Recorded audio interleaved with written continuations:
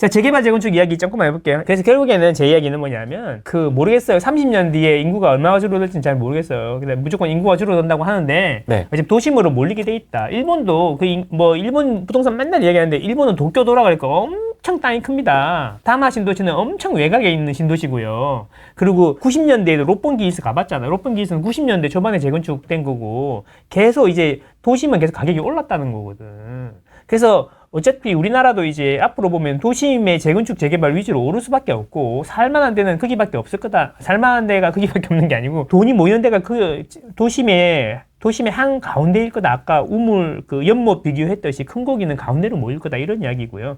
그래서 지금도 그게 재건축 아파트 위주로 신고가 계속 나오고 있는 게 네. 가운데에 관심이 많은 거죠. 좋은데 도심 재생에 관심이 많은 거죠. 왜? 신축은 이거밖에 없으니까. 얼주가 얼마나 이야기 많이 했습니까? 이제 얼주가가 이제 시들해지니까 얼주가가 될 걸로 관심이 많이 가잖아. 이걸 우리 1년 6개월 전부터 계속 얘기했잖아.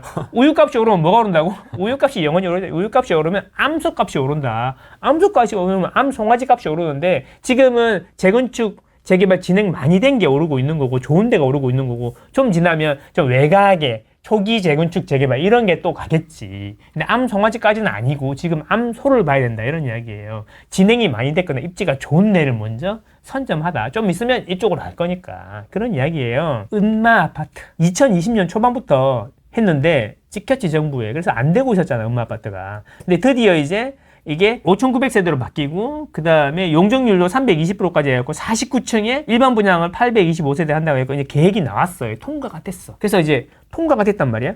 그러면 이렇게 되니까 여기가 뜰 거 아니에요. 여기가 뜨니까 어떻게 돼요? 그러니까 여기가 뜨니까 바로 옆에 있는 대치 성경도 한다 그러고 미도도 한다 그러고 이게 온기가 옆으로 퍼지는 거야. 이게 오늘 제가 이야기하고 싶은 게 대저도 마찬가지지만 한 군데가 탁 튀면 그 옆으로 퍼진다니까. 토볼로의 지리학 제1법칙 제일 가까운데 영향을 제일 많이 받는다. 거리의 제곱에 반비례해서 영향은 줄어든다.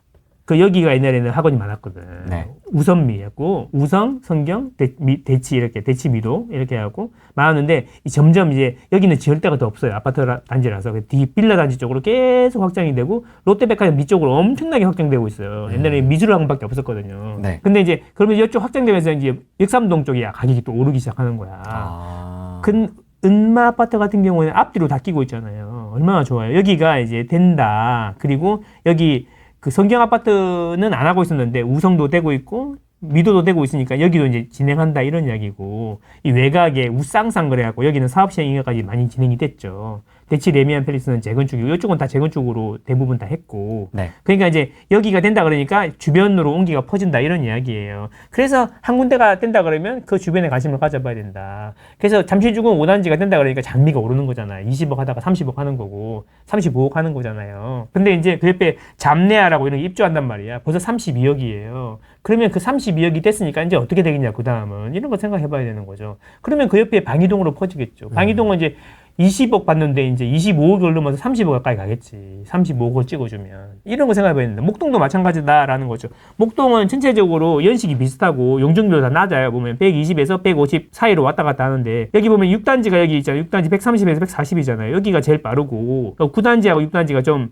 용적률이 130에서 140이고 나머지 이런 데는 보면 120 이하라는 거예요. 대부분. 네. 오렌지색은. 네. 빨간색 8단지, 13단지가 용적률이 높아. 그래서 여기는 환급이 조금 덜 되겠지만 나머지는 환급도 많이 될 거란 말이죠. 돈이 되니까 진행을 하는 건데 여기 평당 1억이 나왔어. 지금 구축이 평당 1억이 나왔거든요. 그럼 여기는 재건축 되면 얼마 한다는 이야기야. 그러니까요. 평당 1억은 그냥 넣는다는 이야기잖아요. 그럼 여기가 평당 1억이 되면 그 다음 어떻게 되겠냐. 주변으로 퍼지지 않겠냐. 신월동이 이제 올라갈 거고 여기 주변으로 하고 서쪽 지역에 이제 여기 홀로 이렇게 독야청청 반짝하면서 옆으로 온기를 계속 주겠죠. 주입하는. 네. 그렇죠. 근데 여기도 보면은 외곽 단지들을 보면은 아직도 가격이 생각보다 안 비싼 게 많단 말이에요. 올 초도 계속 이야기했는데 이 끝쪽에 있는 단지들은 막 10억 초반도 있었단 말이에요. 그러니까 뭐든 사라고 막 얘기했던 게 이런 이야기인 거죠.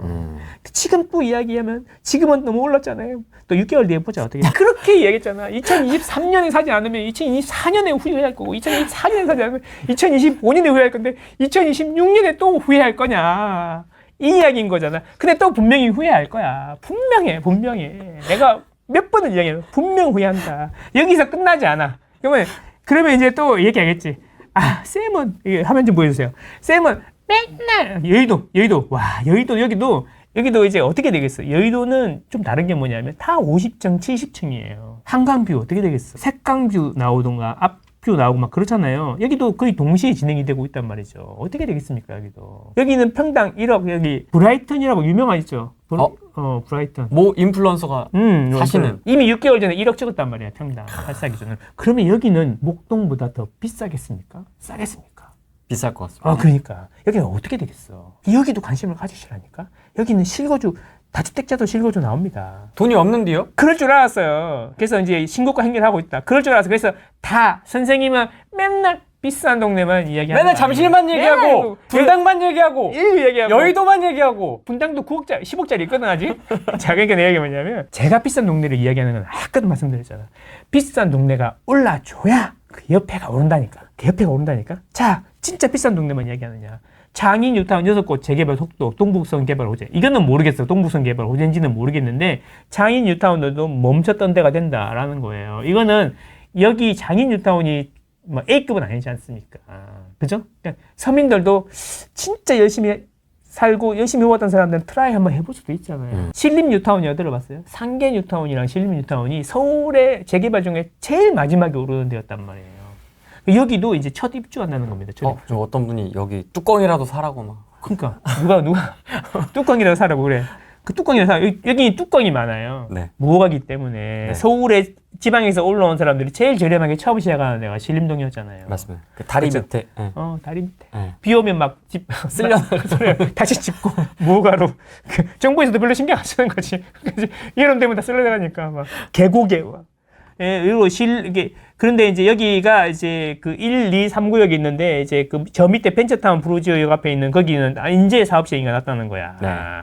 다 된다는 거지. 그리고 마지막 달동네. 아까 말씀하셨던 아직도 백사가 마이너스 백사마을인지 아니면 백사마을도 3,178가구 된다는 거죠. 지금 이게 어떤 느낌이 오십니까? 메디알레도 메디알레지만 여러분 서울의 외곽에 하급지까지 지금 이루고 있다는 거야. 그렇게 이야기를 해도 이게 변화가 서서히 오기 때문에 느끼지 못할 뿐이지. 2026년에 또 후회할 거야. 그지? 2023년에도 얘기했고 4년에도 얘기했고 근데 너무 많아가지고 길어진다. 하여튼 23년부터 5년까지 계속 말씀드리고 있다.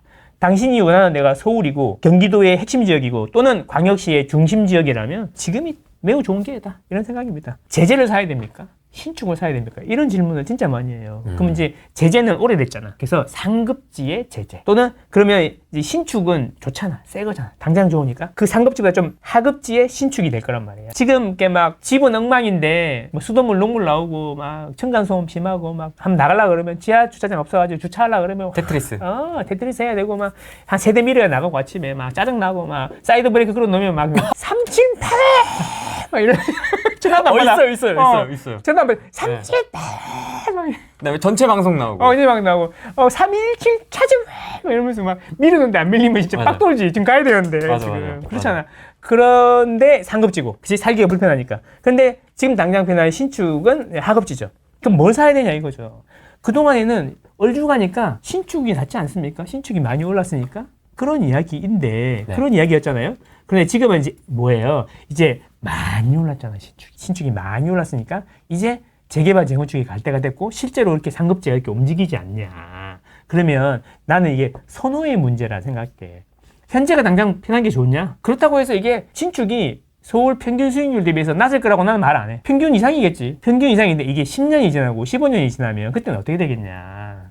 자, 그러면 이제 나는 구축은 절대 못 살아. 그런 분들은 그냥 하급지에 신축하셔도 되는데 나는 구축도 살 수 있고 한 5년, 10년 뒤에 자산도 많이 불어나고 그때 새 아파트가 돼가지고 우리 아이들한테 좋은 환경을 물려줄 수 있다라고 생각한다면 구축도 괜찮다. 이런 이야기인 거죠. 전체적으로 한 10년 정도 지나고 나면 수익률은 상급지의 제재가 조금 더 좋을 거다.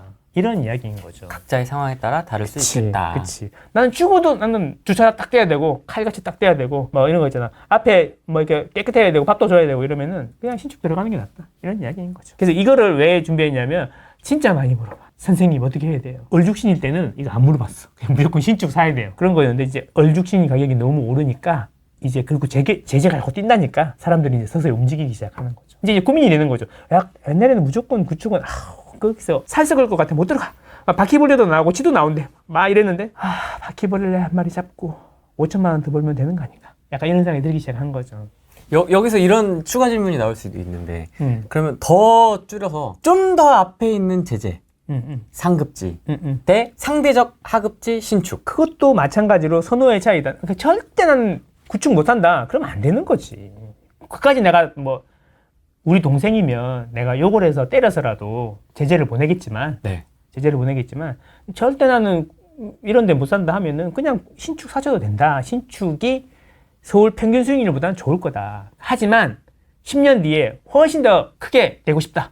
그러면 제재를 해야죠. 지금 내가 돈이 많고 현금도 많아요. 그게 아니라 대부분의 사람들은 돈 없고 집은 비싼 게 사실이잖아요. 평범하게 부모님한테 물려받는 거 없이 또는 뭐 1, 2억 받아갖고 뭔가 대출 이빠이 받아갖고 열심히 둘이서 갚아가지고 애 키우면서 살고 싶어.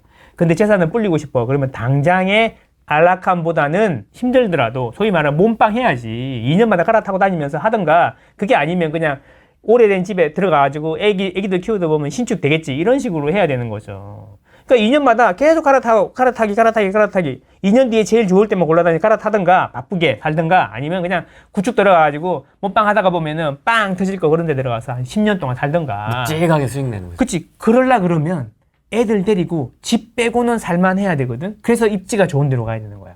그래서 일기신도시를 이야기하는 거예요, 제가. 일기신도시나 학군 좋은 데는 애들 키우면 하잖아요. 그러면 그런 데에 들어가서 묵직하게 애들 키우면서 뭐 집 빼고는 다 좋으니까 환경이. 그렇게 해야 된다. 그 전략이 필요하다라는 겁니다. 입지도 별로고 완전 썩어 문드러지는데 재건축 진행이 많이 됐어. 근데 가격이 싸. 그러면 그거는 길게 보지 말고 한 2년 뒤에 팔고 나오던가 이런 전략으로 들어가는 것도 나쁘지 않다. 나도 괜찮으면 재개발 재건축이. 선호의 차이다. 내가 모든 걸 정해줄 수 없다. 막 이런 내가 보기엔 분명히 이게 좋은데 그 사람한테는 그게 안 맞을 수도 있잖아. 그잖아. 해열제 애 먹여보면 알잖아요.